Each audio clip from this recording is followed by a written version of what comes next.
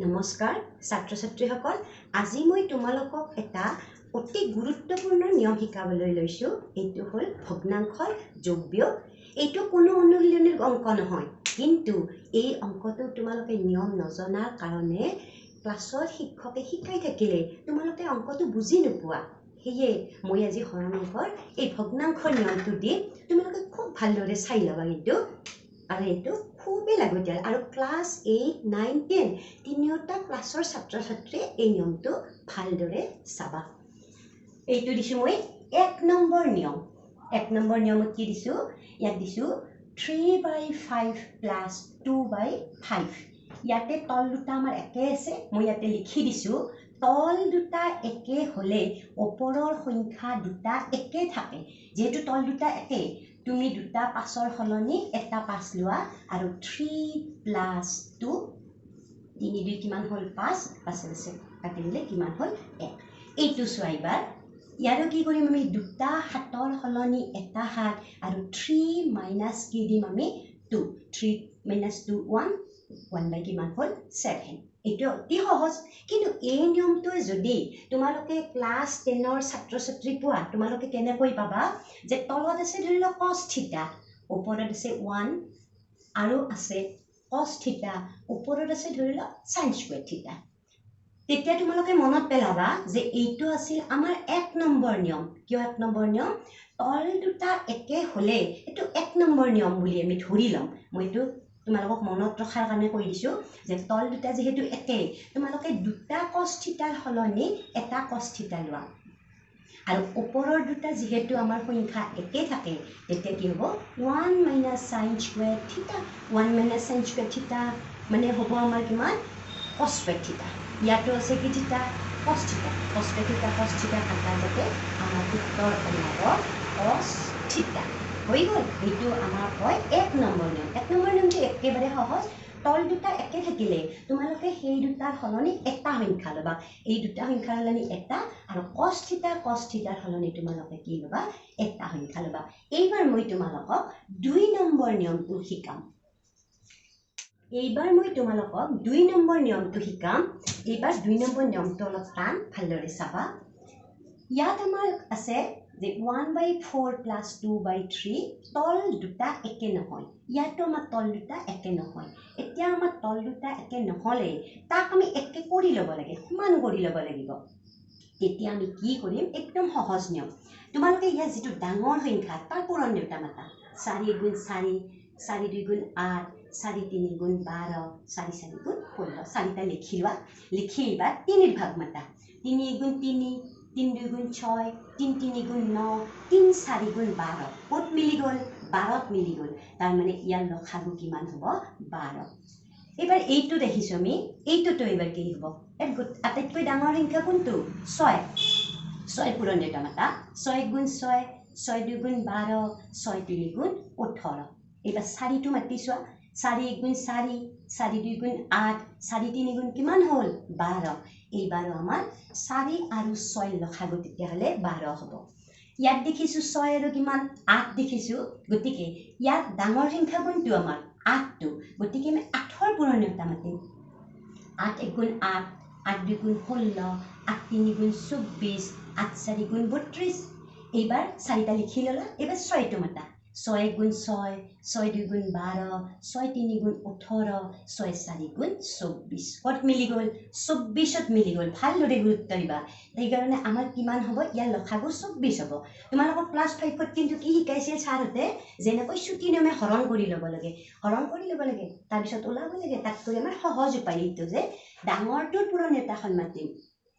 4 × 4 4 2 × 8 3 × 12 এনেকৈ তাৰপিছত 3টোৰ মাতিছা 3টো গৈ যত মিলি যাব কি হ'ব আমাৰ লসাগু ইয়াতো 6 ভাগটো মাতি 4 ভাগত কত মিলি গল আমাৰ 12 গতিকে ইয়াৰ লসাগু 12 হ'ল ইয়াৰো আমি 8ৰ ভাগটো মাতি ললো কত মিলি গল আমাৰ 6 4 × 24 24ত মিলি গল ইয়াৰ লসাগু 24 হ'ব তেতিয়াহলে এইটো তোমালোকে নিজে কৰিব পাৰিবা নিজে কোৱা ইয়াৰ ডাঙৰ সংখ্যা কোনটো 9 আমি 9ৰ পূৰণ নেউতা মাতিম 9 × 9 9 2 × 18 9 3 × 27 মাতিল এতিয়া তোমালোকে 3 মাতিছা 3 × 3 3 2 × 6 3 3 × 9 9ত মিলি কিন্তু 6 চাব লাগিব 6 গুণ 6 6 2 গুণ 12 6 3 গুণ 18 6 ভাগটো ক'ত মিলি গ'ল 18 তেতিয়াহ'লে 3টো মাতিছো 3 গুণ 3 3 2 গুণ 6 3 3 গুণ 9 3 4 গুণ 12 3 5 গুণ 15 3 6 গুণ কিমান হ'ল 18 এই 9 3 6 তিনিওটা সংখ্যা আমাৰ 18ত মিলি গ'ল প্ৰথমতে ভাগ লিখিছিলো কাৰ আমি 9 তাৰপিছত মাতি চালো 6 6 3 গুণ 18 হয় আৰু 3ৰ ভাগ মাতি চাওঁতে পালো 3 6 গুণ 18 তাৰ মানে আমাৰ তিনিওটা সংখ্যাৰে লখাগু হ'ল 18 এইবাৰ আমাৰ ইয়াত আটাইতকৈ ডাঙৰ সংখ্যা কোনটো 8 গতিকে মাতা 8 1 গুণ 8 8 2 গুণ 16 8 3 গুণ 24 8 4 গুণ 32 এতিয়া তুমি 4 ভাগ মাতা 4 গুণ 4 4 2 গুণ 8 4 3 গুণ 12 4 4 গুণ কত মিলি গ'ল 16 কিন্তু 3ৰ ভাগ আমাৰ 16ত নাথাকে গতিকে 4 4 গুণ 16 4 5 গুণ 20 4 6 গুণ কিমান হ'ল 24 আৰু 3ৰ ভাগতো আমাৰ 3 8 গুণে 24 তাৰ মানে আমাৰ তিনিটা সংখ্যা কত মিলি গ'ল 24ত 8 3 গুণ 24 হ'ল 6 4 গুণ 24 হ'ল 3 8 গুণ 24 হ'ল গতিকে যেহেতু তিনিটা সংখ্যা 24ত মিলি গ'ল ইয়াৰ লখাগু হ'ল আমাৰ 24 এইটো হ'ল আমাৰ প্ৰথম ষ্টেপটো এনেকৈ কৰি থাকিবা এতিয়া আমি কম দ্বিতীয় ষ্টেপটো কম কি যে এই যে 4টো যে এই 4 মানেটো 12 নহব 4টোক আমি 12 কৰি ল'ব লাগিব তেতিয়া তোমালোকে এনেকৈ কবা মই লিখি দিছো যে 4 পূৰণ দিম 4 পূৰণ দিম 3 দিম আৰু 3 পূৰণ দিম 3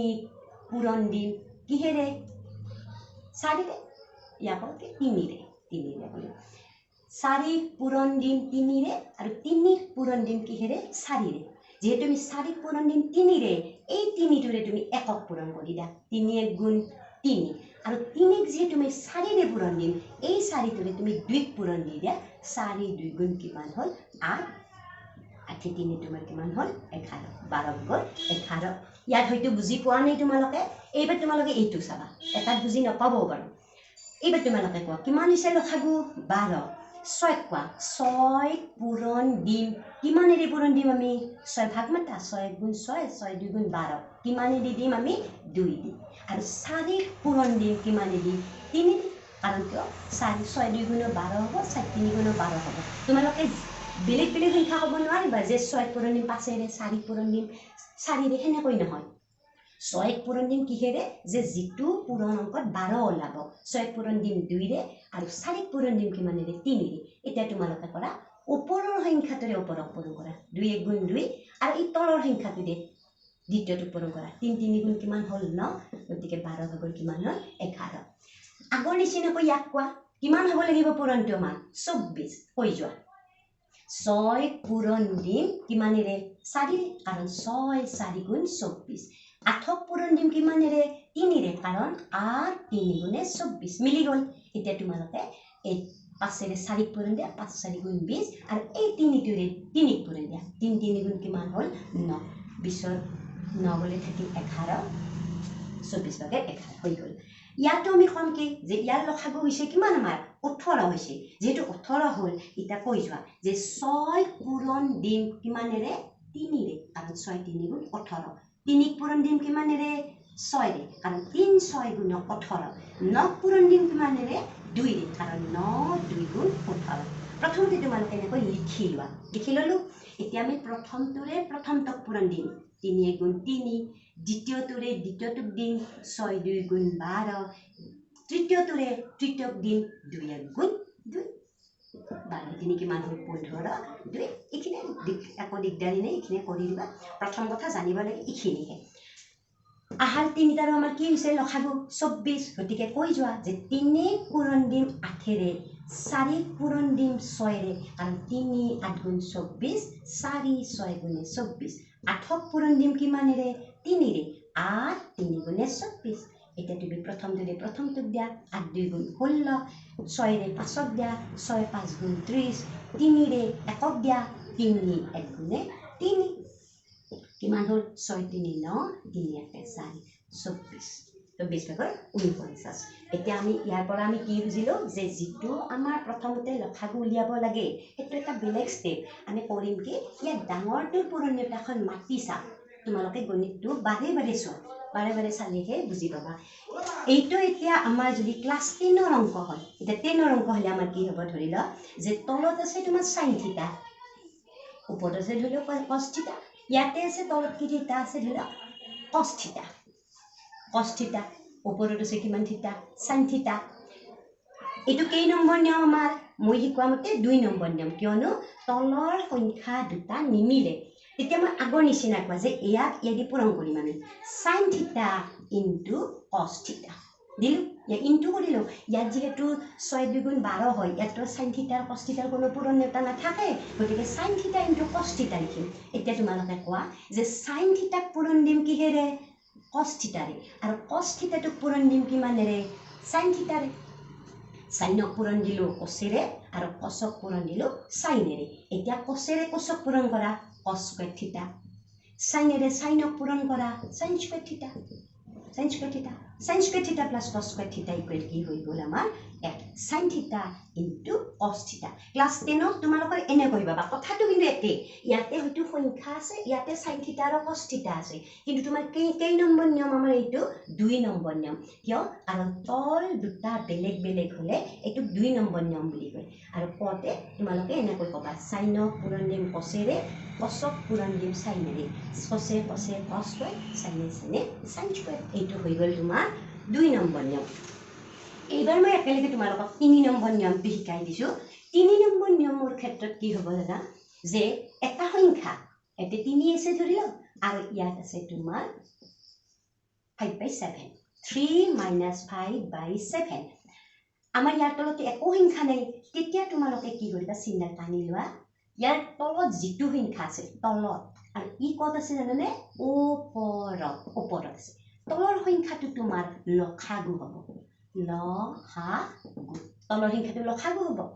এতিয়া কৰিবা কি এই তলৰ সংখ্যাটোৰে ওপৰৰ সংখ্যাটো পূৰণ দি দিয়া 7 3 গুণে 21 ইয়াত আগৰ পৰা আছে 5 21ৰ 5 গল থাকিল 16 এইটো 3 নম্বৰ নিয়ম বুলি কয় এইটো 3 নম্বৰ কি হ'ল যে ইয়াৰ আমাৰ মাত্ৰ তলত এটা সংখ্যা আছে ইয়াৰ তলত সংখ্যা নাই এইবাৰ তোমাৰ এনে কৈ থাকিব পাৰে যে 12 ভাগৰ ইয়াত আছে কিমান আমাৰ 12 ভাগৰ 50 আৰু মাইনাস ইয়াত আছে ধৰি লওক 3 এইবাৰ আমাৰ একো তলত কিমান আছে 12 এই 12 টোক তুমি লসাগু লৈ লোৱা 12 হ'ল এতিয়া 12 টোৰে 3 টোক পূৰণ দিম 12 টোক 3 ৰে পূৰণ দিলে কোন ফালে দিম আমি এই ফালে দিম আমাৰ ফো ফালে প্ৰথমতে কোনে বহিব আমাৰ 50 আৰু 3 12 গুণ কিমান বহিব 40 সুস্থৰে থাকে 4 আৰু 4